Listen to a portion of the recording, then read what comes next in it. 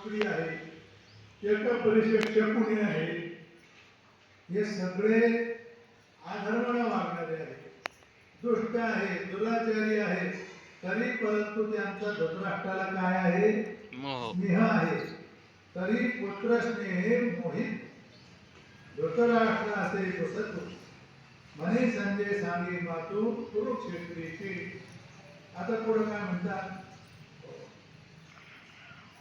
कुरुक्षेत्र म्हणजे धर्म उत्पन्न होण्याची जागा.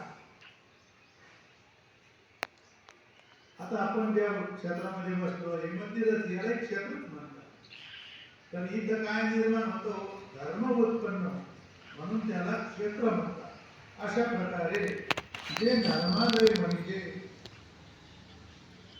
ते पांडव आणि माझे गेले असतील गाजे वृंदाचेरी, त्याला धर्मालय म्हणतात, धर्मक्षेत्र म्हणतात.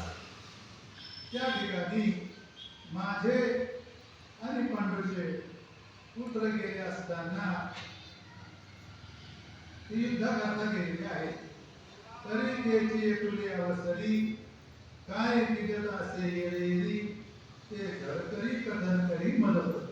आणि मग आता ते युद्धाच्या ठिकाणी गेलेले आहेत आणि मग ते काय करते झालेले आहेत ते मला तू लवकर सांग, अशी उत्सुकता धृतराष्ट्राच्या मनामध्ये निर्माण झालेली आहे.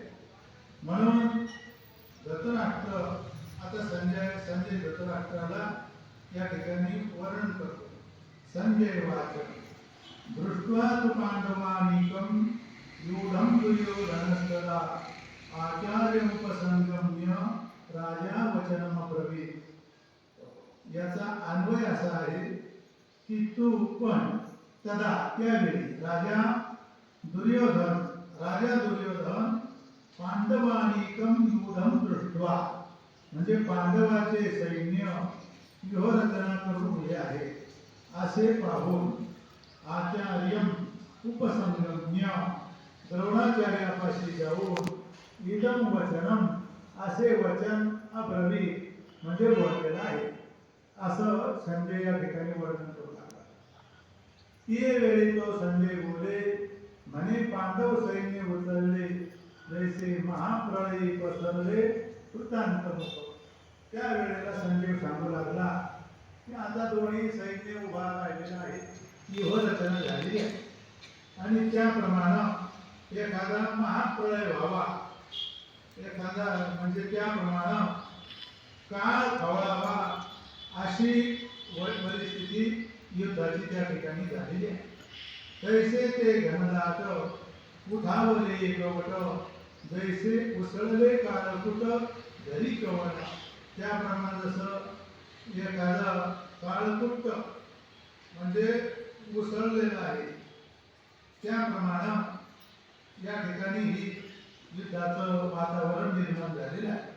ना तरी वडवाणू साधुकला प्रळय वाते पोखरा सागर शोषोणी उधवला अंबरासी.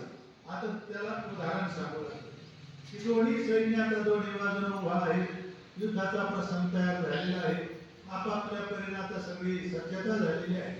आता युद्धाकरता सगळे शूरवीर त्या ठिकाणी आलेले आहेत. पण जसं एखाद्या समुद्रामध्ये वडवानळ असतो म्हणजे आग्नी असतो आणि तो जर खवळला तर सगळ्या समुद्राला सुद्धा जाळून टाकतो. ना तरी वडवानळ साधुकला मावे म्हणतात प्रळय वाटे पोखरा.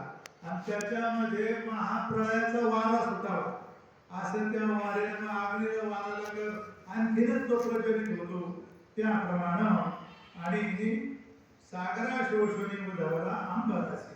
त्या सागराचं शोषण करून आणि आकाशापर्यंत त्याच्या ज्वाळा वर अशा प्रकारच्या गेलेल्या आहेत. त्याप्रमाणे तैसे जळ दुर्धर नानाव्यही परिकर अवंगले भयासुर ते काही.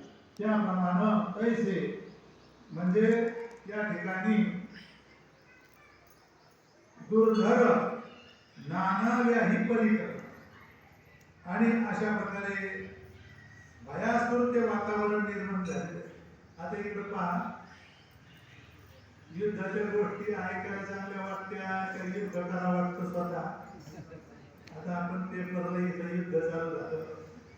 युद्ध झालं, ते युद्धाचे वार्ता रम्य, पण स्वतः जर युद्ध करायचं म्हणलं तर फार मोठा.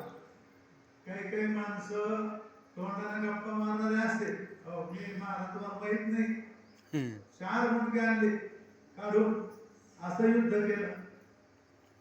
आणि बायकोला ते धाक दाखवत होतं, आपलं काम असं, आपलं काम तसं, आपल्या नादी लागायचं नाही, आपलं जर डोकं सरकलं तर आमकं होईल तमकं होईल. ते म्हणजे आपण एकदा युद्धाला पाय पुढे घेतलं तर मागं घेत नाही, अमुक नाही असं बोलणार. आणि मग एक दिवस गेला युद्धाकरता, आणि त्यानं युद्धातले जे माणसं मेलेले होते त्यांचे हातपाय तोडून आणले आणि ते बायकोला दाखवायला. आणि बायकोला दाखवायला लागल्यानंतर ते म्हणजे यांचे मुंडके कुठे आहेत, ते माझ्या आधीच मला मेले होते. म्हणजे आल्यानंतर जसं एखादा मनुष्य एक ग्रस्त असा होता की त्यानं तलवार आणलेली, आणि काही झालं की बायको कुठं तलवार करायची, हे पाय बिचारी घाबरून जायची, कारण सवरण काही नाही, पण नुसता धाक दाखवायचा. तसं युद्ध म्हणणं बोलणं